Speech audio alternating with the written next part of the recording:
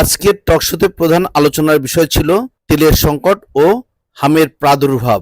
Channel 24 এর আলোচনায় জ্বালানি তেলের সীমাহীন ভোগান্তি দূর করতে সরকারের বিকল্প সন্ধানের দাবি ওঠে।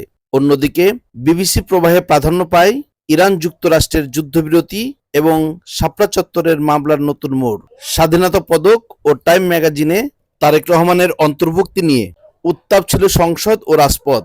আজকের গুরুত্বপূর্ণ হেডলাইন সমূহ: জ্বালানি সংকট, ফিলিং স্টেশনে তেলের জন্য দীর্ঘ লাইন এবং যোগান বাড়াতে সরকারের বিকল্প উদ্যোগ, জনস্বাস্থ্য সতর্কতা, দেশে হামের প্রাদুর্ভাব বৃদ্ধিতে উদ্বেগ, একদিনে ৮ শিশুর মৃত্যু এবং জনসচেতনতায় সাংবাদিকদের নিয়ে কর্মশালা।